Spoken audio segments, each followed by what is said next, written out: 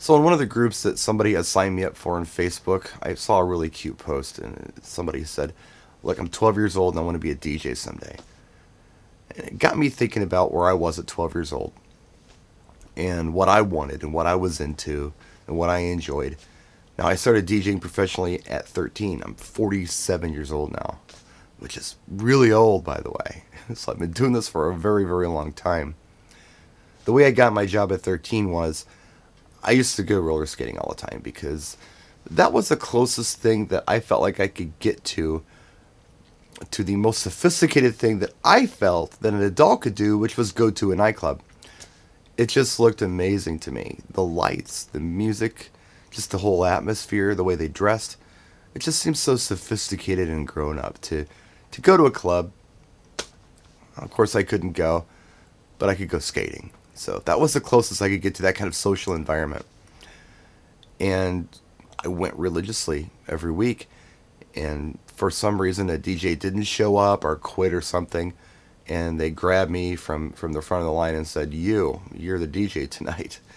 And gave me a crash course, and I was the DJ. I always looked at that as kind of a fluke accident thing.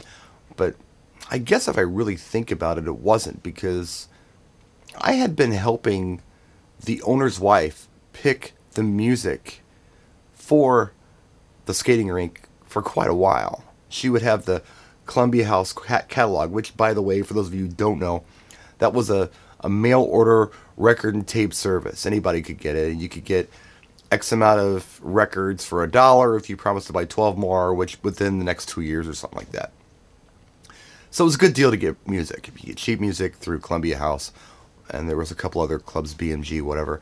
But I would help her pick the albums, and that always worked. I mean, I knew what records were hot, even if I wasn't into them. I said, you know what? This record's got a lot of good songs on it. This is a really good value. You should get this one.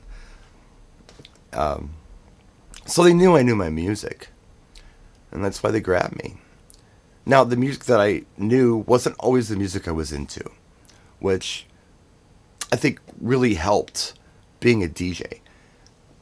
Just because I'm not into country, or I'm not into some kinds of rock or certain kinds of hip hop or whatever, doesn't mean that I'm not aware of these tracks, or that they exist, or who may like them, and what tracks people may respond well to within genres that I'm not particularly digging. Now, I've been through several different phases of music as far as, what I like. I've done metal, I've done hip hop, I've done new wave, I've done punk, I've done progressive, I've done what we call classic rock now, I've done house, I've done all kinds of stuff, and I'm still very much into a lot of different kinds of music. And I know a lot of different kinds of music. And I always have. I mean, I was the kid who would listen to Casey's Top 40 every week. And I would pay attention, I would absorb this stuff. And I would hear songs on the Top 40 that I wasn't necessarily hearing on my local radio station, because for whatever reason, they weren't playing them in rotation. You only heard them on the countdown. And then I'd watch weird shows like Night Flight on USA Network that played weird underground stuff that you didn't hear anywhere else, and showed bizarre music videos that weren't getting played on the regular networks that did videos. So yeah, man, music was my thing, and it wasn't like I had all these turntables and all these records and things. I just liked the stuff. And if I could, I would go out and buy my favorite song, or what I thought was just the track to have. But back then, you got to remember, we weren't just downloading hundreds of tracks that we liked. You cherry-picked, hand-picked every single song that you had in your collection. And every song you bought cost you something. You had to physically go to a store and find the track, the right version of the track, and buy it. Sometimes the song would cost you $5 or $6. Sometimes you get it on an album.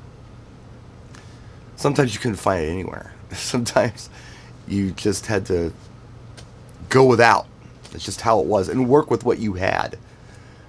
And those are the kind of things, I mean, back, especially when I was younger, that I feel like really prepared me for making this a career. Where I didn't always have exactly what I needed for music, but I made do with what I had, and I put my sets together in ways where they were the most interesting, as interesting as possible, I guess I should say. I don't know. So what is it? I mean, if you are 12 years old and you want to be a DJ, how badly do you want to be a DJ? How much do you love music? How much do you know about music that you're not particularly into? Do you know what your mom's into? You know what her favorite song is? Do you know what could make her dance? How about your grandma or your uncle or the guy next door? Do you know what he's into? Do you know what he listens to? Would you have any idea what to play for him if you said, play me a song? If you had all those people in the same room, what one song could you play that they would all universally enjoy? That's being a DJ. That's understanding music better than the average person, the psychology of it, and how people respond to it. I don't know. Quick vlog for you. Happy Tuesday to you. We'll see you next time. Practice and enjoy.